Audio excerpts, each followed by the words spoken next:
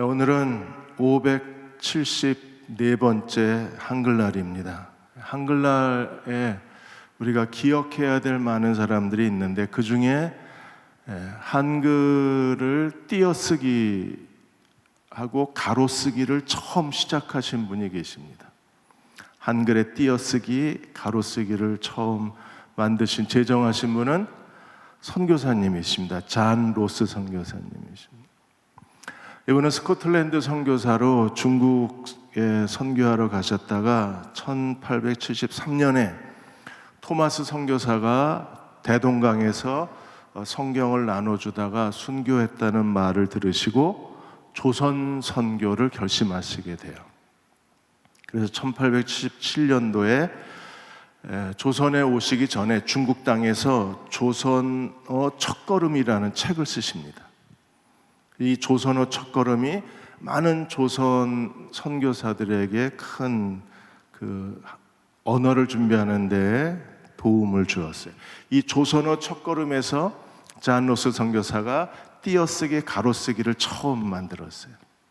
그래서 독립신문을 창간했을 때 이 독립신문이 서재필, 주시경, 할버트 선교사 이런 분들이 독립신문을 만들 때 독립신문에 띄어쓰기, 가로쓰기, 띄어쓰기를 적용한 한글 신문이 제정이 되게 됐습니다. 잔 로스 선교사는 한글에 굉장히 공헌을 하신 분이세요. 왜냐하면 이분이 한글 성경을 8개나 번역을 하셨어요. 제일 먼저 번역한 성경이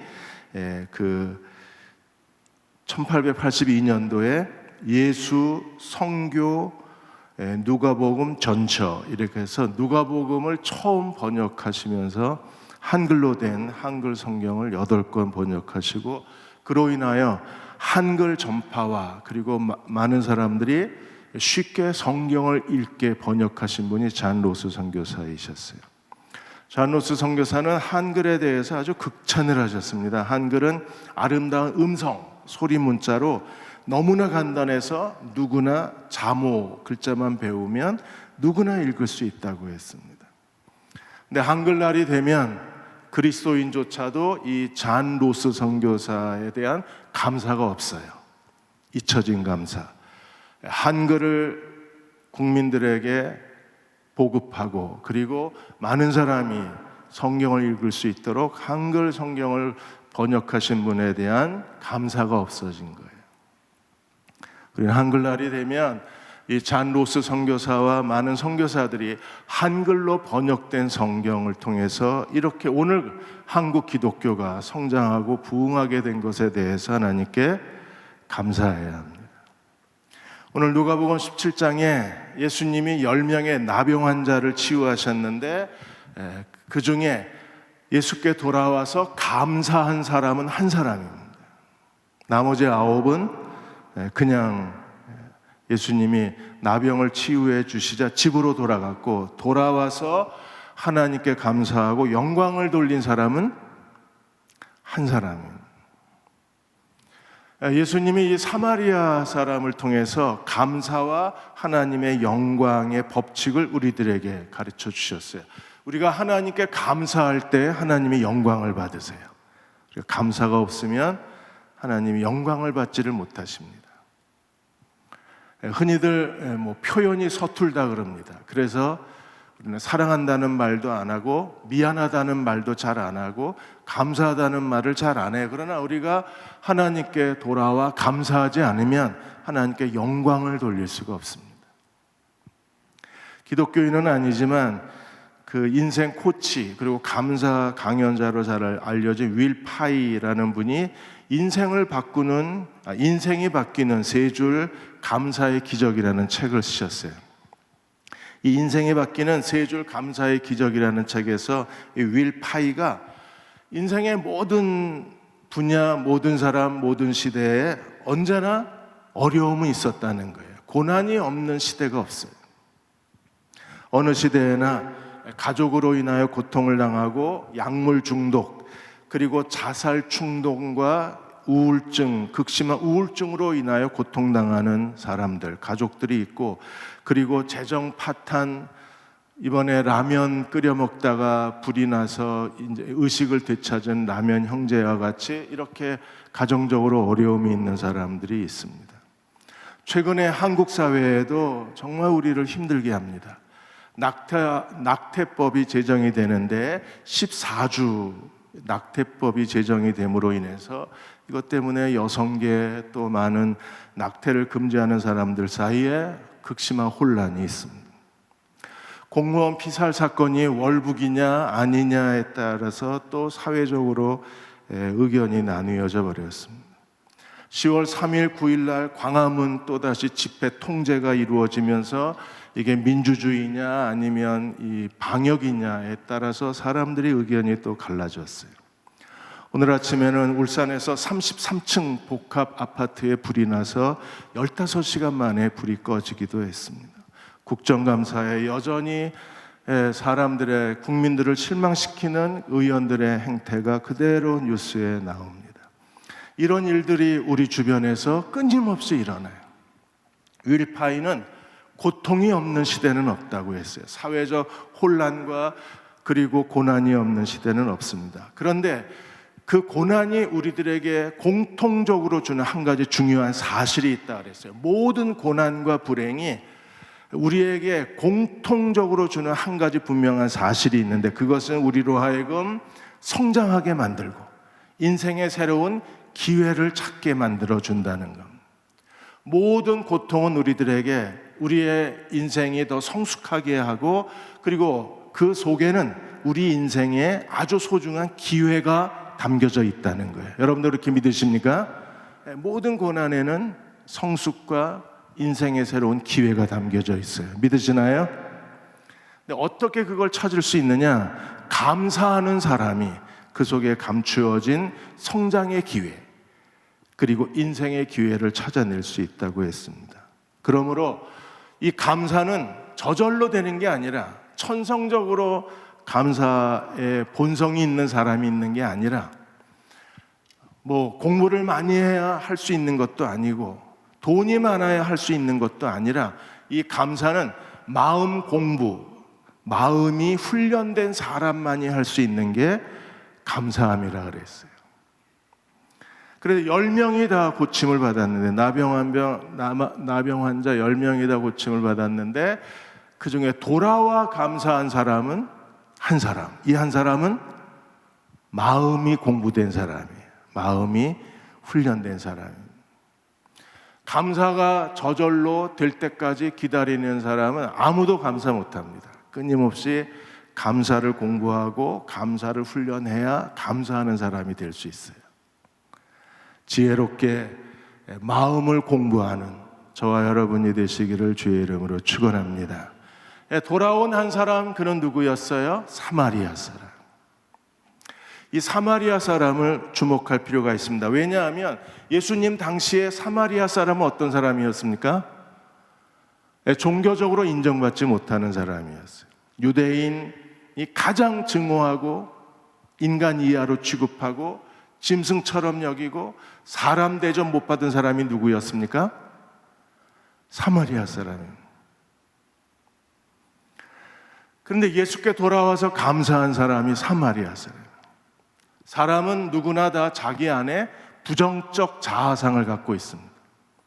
인간의 이 죄성은 부정적 자아상을 가져와요. 그래서 사람이 어떤 일이 잘 안 되고 우리가 실패하고 뭔가 뜻대로 되지 않았을 때 사람은 본능적으로 자신에 대해서 부정적 대화를 해요.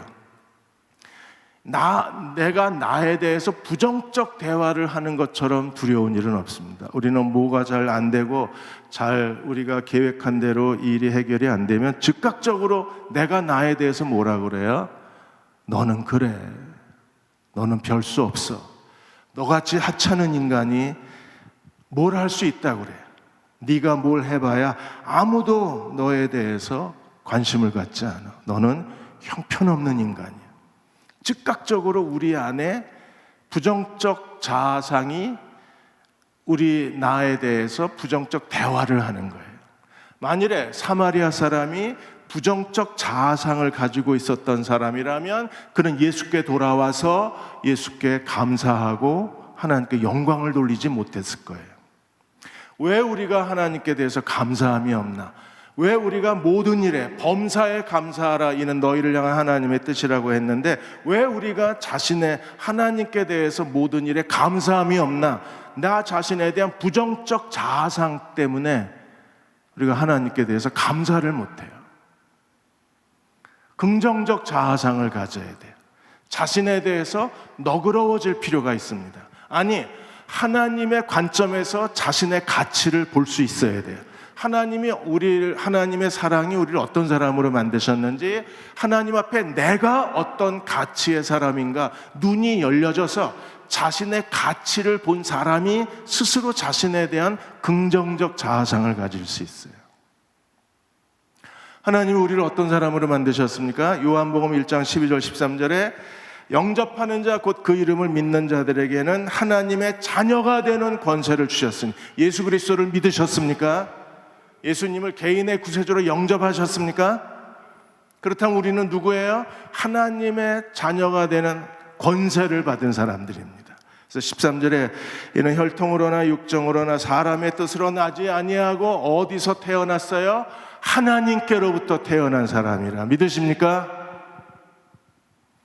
최근에 한국 사회에 올 1년 동안에 금수저를 물고 나온 사람, 아빠 찬스, 엄마 찬스, 이게 정치적 혼란, 2030 세대에 대한 좌절감, 그리고 거짓과 거짓으로 이어진 사회적인 이 도덕성의 실종, 이런 것 때문에 우리는 너무 힘들었어요. 그런데 정말 금수저를 물고 나온 사람은 우리들입니다. 왜요? 우리는 하나님의 자녀니까. 내가 금수저를 물고 태어난 사람인 걸 믿으십니까? 여러분이야말로 정말 금수저 물고 태어난 사람이에요. 왜요? 아버지가 하나님이십니다. 이걸 깨달으면 자아상이 바뀌어요. 자신에 대해서 너그러워져요. 왜? 하나님의 사랑을 믿고 있기 때문에. 고린도전서 3장 16절에서 너희가 누구예요? 그리스도인들, 하나님의 자녀들. 우리는 어떤 사람입니까? 너희가 하나님의 성전인 것과 하나님의 성령이 너희 안에 계시는 것을 알지 못하느냐? 우리가 하나님의 성전인 것을 믿으십니까? 성령이 우리 안에 내주하시는 그 분이심을 믿으십니까? 대답도 안 하십니다. 저도 시작 기도할 때부터 말이 헛나갔는데, 우리는 걸어다니는 하나님의 거룩한 성전입니다. 그 사실을 깨닫는 사람은 절대로 자기를 함부로 대하지 않습니다. 너 같은 게, 너는 형편없어, 넌 쓰레기야, 네가 뭘 할 수 있어, 너는 결국에 실패할 수밖에 없는 사람이야. 그런 부정적 자아상과 대화하지 않아요. 왜요? 우리는 하나님의 성전입니다. 하나님의 성령이 우리 안에 계신 것을 믿습니다. 이 믿음이 있고 하나님의 사랑으로 자기를 보는 사람들은 그 흔한 우울증, 자기 연민, 인격 파탄, 그리고 여러 가지 절망적인 행동들, 그런 부정적인 그 삶의 그늘에 그 사람들은 시간을 허비하지 않아요. 우리는 모든 일에 적극적으로 하나님께 감사하고 자기 인생을 도전하는 사람들입니다. 왜요? 우리 안에 하나님의 사랑이 계시고, 우리 안에 그리스도가 계시고, 우리 안에 성령님이 계신 걸 믿기 때문입니다. 나면서부터 소경된 사람을 보고 제자들의 관점, 그리고 예수님의 관점이 정말 달랐어요. 요한복음 9장 2절 3절에 제자들이 예수님께 질문을 했습니다. 이 사람이 맹인으로 태어난 것이 누구의 죄 때문입니까? 자기의 죄입니까? 부모의 죄입니까? 그러자 예수님이 뭐라고 말씀하셨어요? 이 사람이나 그 사람의 부모의 죄가 아니라 하나님이 그에게서 그의 안에서 그를 통해서 하시는 일을 드러내고자 하십니다. 그 사람이 소경이 된 것은요, 일생의 가장 큰 불행입니다. 그 사람이 소경으로 산다는, 맹인으로 산다는 것, 시각장애인으로 산다는 건 그 사람의 인생의 가장 무거운 짐입니다. 어저껜가 제 아내가 보지 못하는 게 고통일까 아니면 듣지 못하고 사는 게 고통일까요? 질문을 해서 저를 당황시켰습니다. 둘 다 힘들죠. 어떤 게 더 낫다고 말할 수 있겠어요? 보지 못하고 사는 분이나 듣지 못하고 사는 분들이 전부 인생의 무거운 짐을 진 건 똑같잖아요. 이 나면서부터 소경된 사람도 그 사람도 인생의 가장 고통스러운 상황에 있는 거예요. 사람들은 누구 죄냐? 부정적인 그 대화를 할 때 예수님 뭐라고 그러셨어요? 하나님의 관점에서 하나님이 하시는 일이 있다는 거예요. 그래서 하나님이 하시는 일을 나타내고자 하심이라고 말씀하셨어요. 우리도 부정적인 이 사고방식에서 벗어나서 하나님의 사랑, 하나님의 주권, 하나님의 보좌 앞에서 겸손함과 두려움으로 하나님이 우리의 인생에 어떤 일을 하시는가를 생각할 수 있는, 영에 속한 사람은 영의 일을 생각한다고 했는데 육신에 속한 사람은 육신의 일을 생각하고, 하나님을 생각할 수 있는 그리스도의 종들이 되시기를 주의 이름으로 축원합니다. 윌 파이가 인생이 바뀌는 하루 세 줄의 그 감사의 기적이라는 책에서 이분이 자기 간증을 했어요. 이분이 그 뇌종양, 어느 날 그 발작을 해서 병원에 갔더니 뇌종양이 발견이 된 겁니다. 뇌종양 때문에 뇌종양을 하루 종일 뇌종양을 생각하다 보니까 점점 자기가 불행해지는 거예요. 이 뇌종양에 대한 스트레스, 그리고 불안, 공포, 그리고 어쩌면 내가 이것 때문에 어떻게 죽게 될 것인가에 대한 그 끔찍한 공포심, 자기 마음을 완전히 다 채워버린 거예요. 거기서 윌 파이가 깨닫습니다. 아, 선택권은 나에게 있구나. 내가 나에 대해서 이 그 뇌종양 때문에 계속해서 비참한 생각을 하면 인생이 더 불행해지겠구나 하는 걸 깨달아요. 그리고 거기서 벗어나요. 이 사람이 그리스도인은 아니지만, 그래서 이 뇌종양을 자기의 그 고난, 불행이라고 생각 안 하고 뇌종양을 영혼의 선물이라고 생각을 해요. 선물로. 영혼의 선물로 생각하면서 그 자기가 이 선물을 어떻게 받아들일 건가. 그래서 의사와 더불어 치료하고, 그리고 그 자기의 주어진 모든 일에 대해서 감사하고 또 감사하면서 마침내 감사의 영성을 깨닫게 돼요. 그래서 감사를 통해서 완전히 그 두려움에서 벗어나요. 그리고 뇌종양을 치료받고, 이 사람이 감사가 자기를 어떻게 변화시켰는가를 온몸으로 체험하고, 그 다음부터 가는 데마다 감사를 강연하는 감사의 인생 코치가 된 거예요. 두려운 마음을 벗어나게 해준 것은 뇌종양을 그 영혼의 선물로 받아들이고, 우리 그리스도인 같으면 하나님의 선물이라고 고백했을 거예요. 그리고 감사함으로, 감사가 자기를 완전히 육체를 치유했을 뿐 아니라 부정적인 감정에서 다 벗어나게 하고 자기 인생의 새로운 길을 열어준 거예요.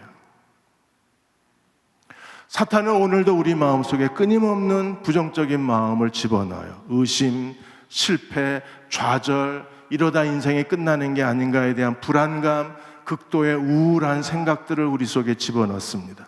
그래서 에베소 6장 14절에 바울은 우리에게 하나님의 전신갑주를 입으라고 그런 거예요. 전신갑주 중에 의의 호신경.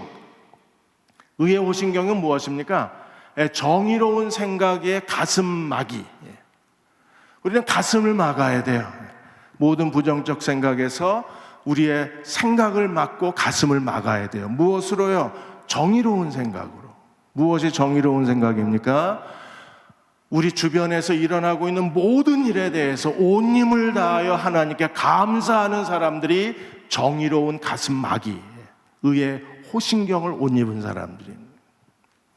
사랑하는 여러분, 우리는 모든 일에 하나님 앞에 감사하는 법을 배워야 돼요. 그리고 범사에 감사라고 말씀하신 주의 말씀을 따라서 온 힘을 다해서 우리 주변에 일어난 모든 일들, 사람들, 사건들, 그리고 오늘 하루를 하나님께 감사하게 되면 하나님께서 그것을 통해서 우리 인생의 새로운 기회를 만들어 주시는 하나님이십니다. 그 하나님을 믿으십니까? 복 있는 사람에도 매주 일주일에 5가지 감사를 쓰게 돼 있어요. 지난 몇 년 동안에 계속 일주일에 5가지 감사를 쓰신 분이 계십니다. 그분은 감사를 통해서 자기가 한 3계단은 올라간 것 같아요. 믿음도 한 3계단 올라가고, 자기 영성도 한 3계단 올라가고, 신앙의 성숙함도 한 3계단 올라가고, 자기 인생의 그 비전도 한 3계단 올라간 것 같다고 고백을 하셨어요. 유대인의 탈무드에 보시면, 탈무드의 인간의 보편적인 현상에 대해서 이런 얘기를 했습니다. 누구나 다 고난을 당하게 되고 누구나 다 고통을 받게 되는데, 이 불의의 고난, 예기치 않은 갑작스러운 불행과 고난을 만났을 때 절망하는 사람은 실패하는 사람이다. 대부분의 사람이 고난이 왔을 때 절망하고 주저앉기 때문에 실패한다는 거예요. 하나님이 그를 도와줄 시간이 없는 거예요. 그냥 주저앉아 버리기 때문에. 그런데 하나님이 붙잡아 일으켜 세워주는 사람들은 어떤 사람들입니까? 그 지독한 절망과 고통과 좌절 속에서도 그들은 한 번 더 용기를 내서 도전하는 사람들이라 그랬어요. 그를 성공시키는 것은 그의 천부적인 재능이나 그의 여러 가지 뛰어난 능력이나 그의 주변 사람들이 아니랍니다. 다시 일어서는 사람이 스스로 성공을 만들어내는 거예요. 하나님이 그를 도우시기 때문입니다. 그래서 탈무드에 그 3마리 개구리 이야기가 나왔는데, 이게 아이들에게 이제 동화로 만들어졌어요. 개구리 3마리가 우유통에 빠졌습니다. 그러자 암만 뛰어 펄쩍거려도 거기서 우유통으로 밖으로 나올 수 없게 되자, 첫 번째 개구리는 이젠 틀렸다 하고 스스로 우유에 빠져서 죽었습니다. 이제 우리에게 더 이상 희망은 없다. 두 번째 개구리는 몇 번 펄쩍펄쩍 뛰었습니다. 제법 용기 있게 뛰었습니다. 힘을 다해서 뛰어나가려고 뛰었습니다. 그러다가 도저히 안 되자 스스로 절망하고 그냥 우유에 빠진 채 두 번째 개구리도 죽었습니다. 세 번째 개구리는 나는 여기서 기어이 나가야 된다고 해서 천천히 우유통을 헤엄치기를 시작을 했어요. 그는 지칠 때마다 이렇게 생각을 했습니다. 하나님이 나에게 이 튼튼한 뒷다리 근육을 주셨다. 개구리 뒷다리 근육 보셨죠? 하나님이 나에게 이러한 튼튼한 근육을 주셨다. 죄송합니다. 그래서 그 하나님이 내게 주신 근육을 가지고 나는 계속해서 헤엄을 치리라. 그래서 계속 하루 이틀 사흘 이 개구리가 우유통 안에서 헤엄을 쳤습니다. 어떻게 됐겠습니까? 우유가 끈적끈적한 우유가 딱딱한 치즈로 바뀝니다. 우유를 계속 저으면 뭐가 돼요? 치즈가 됩니다. 그래서 이 개구리가 그 딱딱해진 치즈를 거기에 올라서서 그 우유통에서 뛰어나와요. 사마리아 사람은 세 번째 개구리였어요. 끊임없이 그 절망의 우유통에서 헤엄칠 수 있는 사람은 어떤 사람들입니까? 감사가 훈련되어 있는 사람.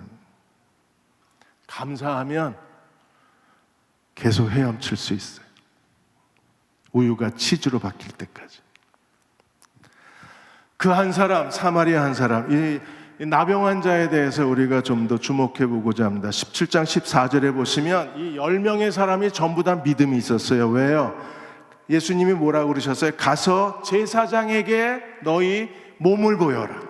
몸을 보이라는 것은요, 제사장에게 언제 몸을 보입니까? 나병 환자들이 몸이 깨끗이 나았을 때 제사장에 가서 다 나았다는 증명서를 받아와야 돼요. 율법에 이렇게 명령이 되어 있습니다. 그래서 제사장에 가서 몸을 보이라는 것은요, 제사장에 가는 동안에 예수님이 치유하시겠다는 약속이 들어있는 거예요. 그래서 그들이 가다가 깨끗함을 받았습니다. 그러니까 10사람이 다 예수님의 말씀에 순종하고 갈 만한 믿음이 있는 사람들입니다. 믿으니까 갔죠, 제사장에게. 그래서 10사람이 다 깨끗해졌습니다. 10사람은 다 믿음이 있었던 사람입니다. 그런데 15절에 그 중에 한 사람이 자기의 나은 것을 보고 큰 소리로, 다 봤을 거 아니에요. 자기 몸이 나은 것을 보고 모든 사람은 다 어떻게 했겠습니까? 야, 나았다. 야, 내 믿음 봐, 내 믿음. 내가 예수님의 말씀을 믿었더니 나았어. 이러고 집에 가서, 동네에 가서 얼마나 자기 믿음을 자랑했겠어요. 내 믿음 봐, 이렇게. 우리가 어떤 하나님이 기적과 은혜를 주시면 우리는 즉각적으로 내 믿음, 내가 믿어서, 내가 믿었기 때문에, 내가 기도해서, 내가 금식 기도했더니 하나님이 응답하셨다고 말해요. 아마 9명은 그런 사람이었을지 모릅니다. 왜요? 분명히 믿음이 있었어요. 그래서 제사장에게 갔어요. 가다가 나음을 얻었어요. 그 다음에 어디로 갔을까요? 사라져버렸습니다. 그런데 한 사람만 예수님께 돌아와서 어떻게 했어요? 자기가 나은 것을 보고 큰 소리로 하나님께 영광을 돌리고 뭐 했어요? 돌아왔다 그랬어요. 이게 진정한 믿음입니다. 10사람이 다 나았는데 예수께 돌아와 큰 소리로 하나님께 영광을 돌린 사람은 한 사람밖에 없는 거예요. 이게 감사가 훈련되어 있는 사람이에요. 그래서 그는 스스로 그 하나님이 주신 치유와 기적과 능력에 만족하고 사라져버린 게 아니라 자기가 나은 몸을 보고 예수님의 치유의 기적을 체험하고 예수께 돌아와 하나님께 영광을 돌렸더라. 그 한 사람, 그 사마리아 사람은요, 감사가 훈련이 되어 있는 사람. 하나님이 우리를 이 감사로 훈련되어 있는 뛰어난 감사의 사람으로 하나님 앞에 세워주시기를 간절히 구합니다. 그렇게 살고 싶습니다. 야, 났어! 이러고 사람들에게 가서 내가 가서 불쌍히 여겨 주옵소서, 제사장에 가서 내 몸을 보이라, 그 말씀을 순종하고 갔더니 기적이 일어났네. 얼마나 자랑스러웠겠어요. 제일 먼저 누구에게 보여주고 싶었겠어요? 가까운 사람들에게 자기의 나은 몸을 보여주고 싶었겠죠. 그런데 사마리아 사람은 어떻게 했습니까? 돌아와, 예수께 돌아와. 이게 결정적인 차이인 거예요. 그에게는 정말 하나님께 대한 감사가 그의 영혼을 채우고 있었던 사람. 그래서 16절에 예수께 돌아와서 어떻게 했어요? 예수의 발 아래 엎드려 감사하니 그는 사마리아 사람. 사마리아 사람이 어떻게 했습니까? 예수의 발 아래 엎드렸다. 지금 이 사진은 잘못 그린 사진입니다. 이 사마리아 사람은 무릎을 꿇고 있잖아요. 무릎 꿇는 게 아닙니다. 이 사진이 진짜 사진입니다. 엎드렸습니다. 완전히 예수께 엎드렸어요. 이 사진은 좀 안식교 냄새가 나서 보여드리고 싶진 않았는데, 그래도 제일 성경적으로 그려낸 그림이 이 그림이에요. 이 사마리아 사람이 어떻게 했어요? 예수께 엎드렸다 그랬어요. 무릎 꿇은 게 아닙니다. 엎드렸다 그랬어요. 엎드린 것은요, 완전한 복종입니다. 완전한 복종, 완전한 의탁인 거예요. 우리가 하나님 앞에 감사하는 것은요, 완전한 의탁입니다.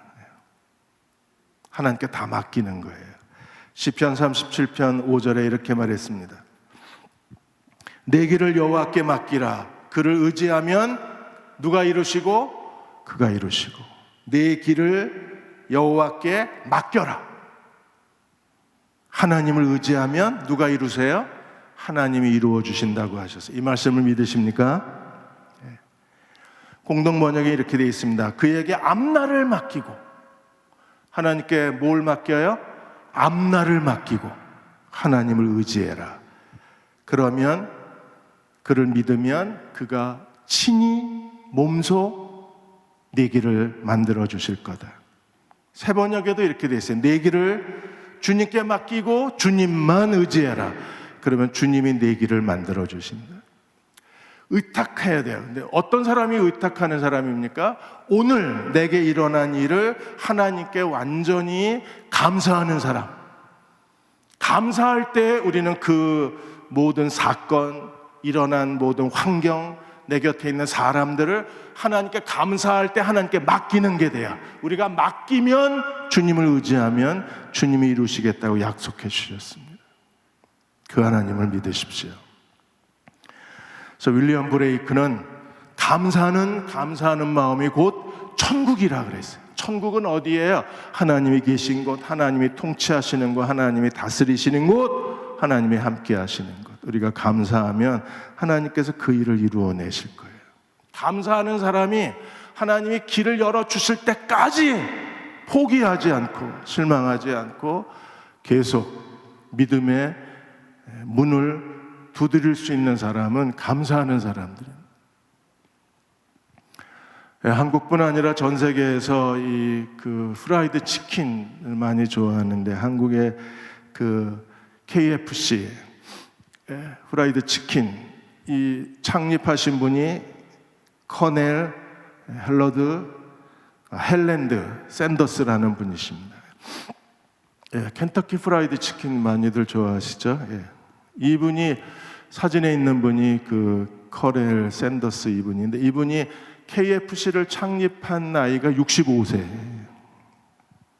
65세 때 이분이 레스토랑마다 찾아가면서 문을 두드렸어요. 레스토랑에 찾아가서 내가 우리 집안에서 할머니, 어머니로부터 물려받은 아주 프라이드 치킨 맛있게 하는 비법을 알고 있는데 나하고 동업하시고 그 수입의 얼마를 저한테 주시면 제가 그 레시피를 드리겠습니다. 그렇게 해서 이분이 유명하다고 하는 크고 작은 동네 식당에서부터 큰 레스토랑까지 2년 동안 할아버지가 물려준 고물 자동차를 타고 미국 전역에 문을 두드린 레스토랑이 식당이 무려 1,009군데 2년 동안 1,009군데 문을 두드린 거예요. 저에게 프라이드 치킨 맛있게 만드는 비법이 있습니다. 저하고 동업해 주시면 이 비법으로 프라이드 치킨을 만들어서 얻은 수익금의 일부를 저에게 주시면 좋겠습니다. 그렇게 해서 2년 만에 1,009군데 거절을 당하고 그리고 승낙을 받고 그렇게 시작한 게 지금 KFC예요. 그래서 이 켄터키 프라이드 치킨 그 앞에는 그 할아버지 동상이 있잖아요. 그 할아버지가 바로 샌더스 할아버지의 동상입니다. 2년 동안 털털거리는 고물 자동차를 끌고 1,009번을 문을 두드릴 사람이 누가 있겠어요? 그걸 해내는 사람들이 어떤 사람들입니까? 오늘을 감사하는 사람들이 그걸 해내는 거예요. 결국에 한 사람의 믿음의 정도, 인격의 성숙의 정도, 그 사람이 하나님의 사람으로서의 거룩의 정도, 그건 그 사람이 어떤 태도로 사느냐에 달려 있어요. 그런데 그 태도의 중심에 감사하는 마음이 있는 겁니다. 19절에 예수께서 이 사마리아 사람에게 한 가지 더 축복을 하셨어요. 내 믿음이 너를 구원하였느니라. 19절에 일어나 가라 그랬어요. 14절에 가서 제사장에게 내 몸을 보여라. 그래서 10명이 다 갔어요. 그리고 9명은 어디로 갔는지 몰라요. 그런데 이 사마리아 사람은 어떻게 했습니까? 15절에 큰 소리로 하나님께 영광을 돌리고 돌아왔습니다. 그리고 16절에 예수의 발 앞에 엎드렸습니다. 그리고 하나님께 감사를 드렸어요. 그리고 예수님께서 이 이방인 외에 하나님께 영광을 돌리러 온 사람이 없느냐, 그를 쳐다보시고 뭐라고 말씀하셨어요? 다시 일어나 가라. 두 번째 가라. 근데 이번에는 내 믿음이 너를 구원하였느니라. 첫 번째 가라고 했을 때는요, 나병 환자의 문둥병이 치료받았어요. 그리고 두 번째 내 믿음이 너를 구원하였느니라고 했을 때 나병 환자는 영혼의 구원을 받습니다. 감사는요, 세 가지 중요한 신학이 있어요. 그래서 모든 신학자들이 감사의 세 가지 신학에 대해서 이렇게 설명을 했습니다. 첫째로, 감사는 하나님께 대한 예배입니다. 글자 써달라 그랬는데 이건 기억해 두고 사셔야 돼요. 우리가 그리스도인이라면 꼭 기억하셔야 됩니다. 첫째로, 감사는 뭐예요? 하나님께 대한 예배입니다. 성경책에 써놓으셔도 좋을 거예요. 두 번째로, 감사는 하나님께 내 인생을 맡기는 믿음의 의탁입니다.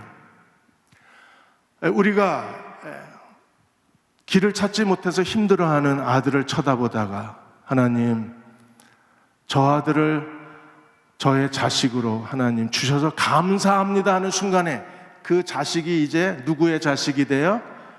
내 문제가 아니라 누구의 문제가 돼요? 감사하는 순간에 하나님께 맡겨진 문제가 돼요. 나는 도와줄 수 없지만 하나님은 도와줄 수 있음을 믿으십니까? 하나님, 그 아들을 도와줄 수 있어요.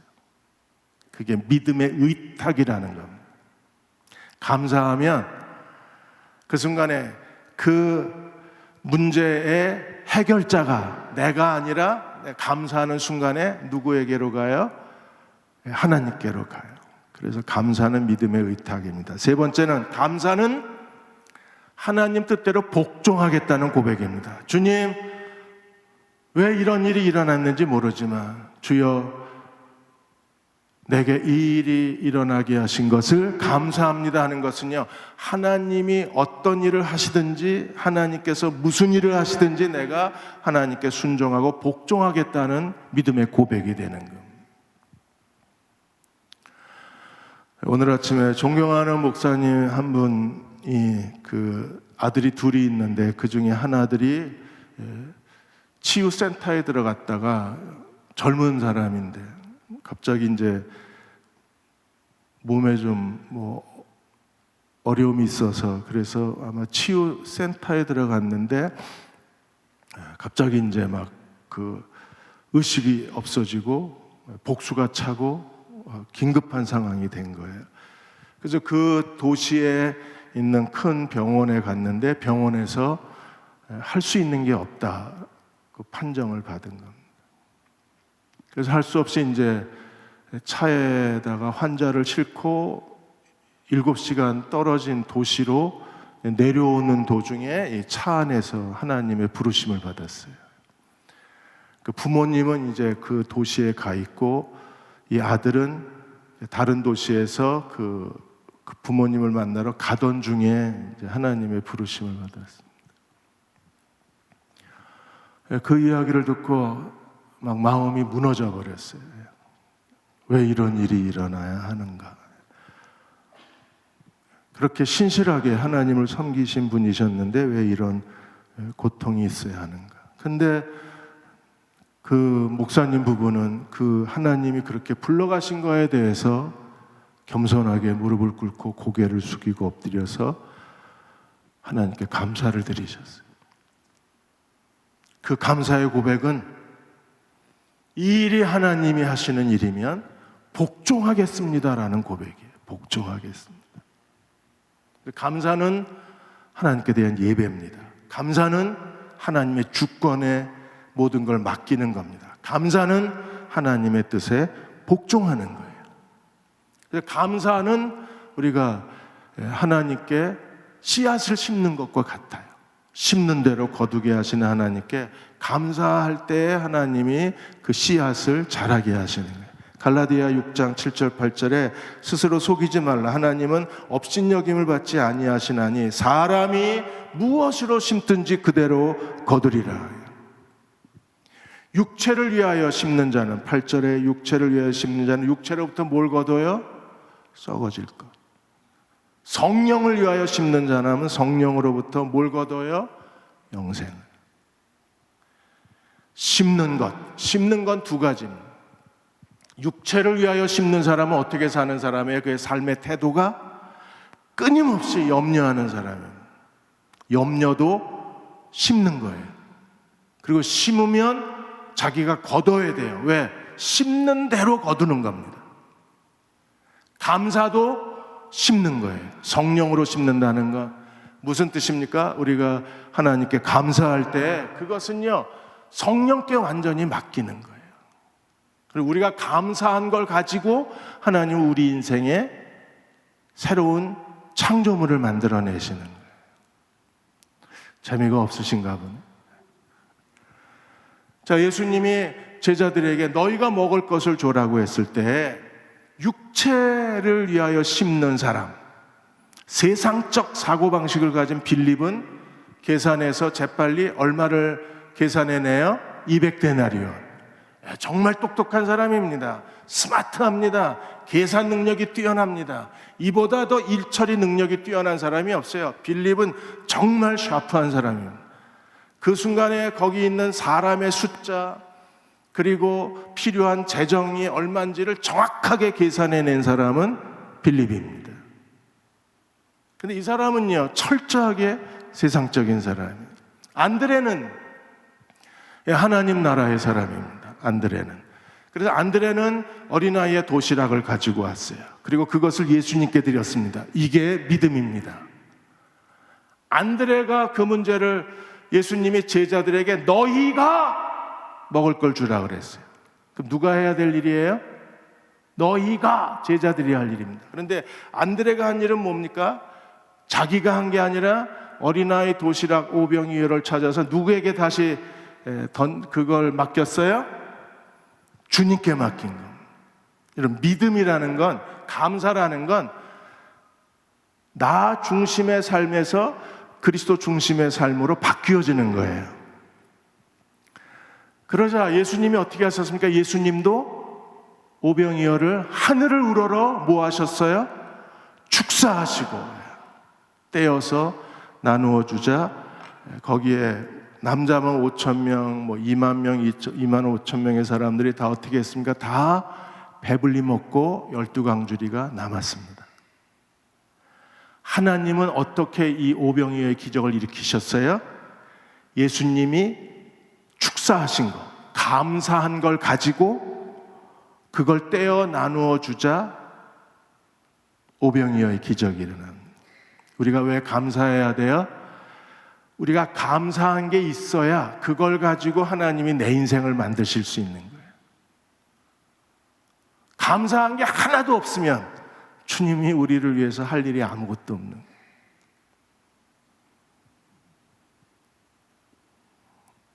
오늘 얼마나 감사하셨어요? 저는 얼마나 감사했을까요? 저는 올라오기 전에 또 이제 배에 이게 복부팩만 가스가 차가지고 말하기가 지금 힘들 정도로 가스가 차 있어요. 올라오는데 마음이 아주 무거웠습니다. 왜 설교 시간이 되면 항상 이렇게 숨쉬기가 지금 힘들 정도로 가스가 차는 거예요. 근데 이제 태도를 바꿨어요. 감사합니다. 주님 이렇게 가스가 차게 해주셔서 감사합니다. 아직 조금 더 여유가 있으니까 더 불러도 괜찮을 것 같습니다. 웃으면서 주님께 감사하기 시작했어요. 감사하면 하나님이 그걸 가지고 새로운 일을 행하시는 분이세요. 그 하나님을 믿으십니까? 그래서 마태복음 6장 33절에 내일 일을 위하여 뭐 하지 말라? 염려하는 건 육체를 위하여 심는 거예요. 감사하는 건 성령께 심는 일입니다. 그래서 내일을 위하여 감사하지 말라, 염려하지 말라. 내일 일은 내일이 염려할 것이요. 여러분, 예수님이 뭐라고 그러셨어요? 내일 일을 염려하지 말라. 왜요? 내일 일을 염려하는 건 누가 할 일이에요? 내일이 할 일이에요. 투마로우가 투마로우를 염려하라고 말씀하셨어요. 이게 얼마나 예수님의 뛰어난 언어적 유희인지 모릅니다. 내일 일은 내일 염려할 것. 한날의 괴로움은 그날의 족하다, 만족하다. 오늘 하루 10월 9일 한글날 만족하셨습니까? 만족 안 하셨습니까? 어떻게 한날이 좋게요? 감사로 끝나면 만족한 거예요. 감사합니다 하나님. 만족한 겁니다. 공동번역 세번역에는 뭐라고 돼 있어요? 내일 일을 걱정하지 말라. 내일 걱정은 내일이 알아서 할 것이다. 내일은 누구의 손에 있어요? 하나님의 손에 있는 거예요. 우리 손에 있는 게 아닙니다. 내일이 내일을 걱정할 거예요. 우리는 오늘 감사하면 하나님 오늘 내가 감사한 걸 가지고 나의 내일을 만들어내시는 하나님이십니다. 그 하나님을 믿으십시오. 대구 동신교회 권성수 목사님 총장 하시려다가 좀 어려움이 있으셨는데, 권성수 목사님은 가난한 개척교회의 그 5 아들 중에 둘째십니다. 오형제가 독수리 오형제가 전부 목회자가 됐어요. 가난한 개척교회 목사 아들이니까 얼마나 힘든 시간을 보냈겠어요. 그렇게 그 가난과 어려움을 견뎌내고 이제 총신 입학하고 그리고 미국에 유학을 갔는데 몸이 좀 안 좋게 생기셨잖아요. 이게 그 복부 통증이 굉장히 심하셨어요. 유학 내내 이 복부 통증으로 인해서 굉장히 복통 때문에 고통을 많이 당하셨어요. 그러다가 나중에 이제 동신교회 와서 성공적인 목회를 하시고 자기 인생을 돌아봤을 때 성령께서 깨닫게 하신 게 욥의 고백이었어요. 나의 가는 길을 오직 그가 하시나니 그가 나를 단련하신 후에 내가 정금같이 나오리라. 내 인생은 왜 이렇게 어려움밖에 없나? 가난과 고통밖에 없나? 왜 이렇게 내 인생은 힘든가? 왜 나는 이렇게 비탈길을 걸어가야 되나? 그 절망스러운 인생을 되돌아봤을 때 하나님이 자기를 단련하셔서 정금같이 나오게 하셨다는 욥의 고백을 하게 하셨다고 하셨어요. 그래서 자기 인생의 고통의 백화점, 육체적 그 밥 먹는 거에서부터 육체적 그 질병에서 정서적 정신적 문제, 목회적 어려움, 그런 것들을 다 겪어서 자기 인생을 고통의 백화점이라고 그랬어요. 그런데 하나님이 감사했을 때 그 고통의 백화점을 하나님 뭘로 바꿔주셨어요? 은총의 백화점으로 바꿔주셨어요. 고통의 숫자보다 하나님이 더 많은 은총의 백화점으로 자기 인생을 채워주신 하나님이시라고 고백했습니다. 그러므로 감사하십시오. 그냥 힘들고 어떻게 할 수가 없고 아무리 기도해도 응답이 되지 않아도 그래도 우리가 해야 할 일, 할 수 있는 일, 해야만 하는 일, 모든 일을 주의 이름으로 감사하는 저와 여러분 되시기를 주의 이름으로 축원합니다.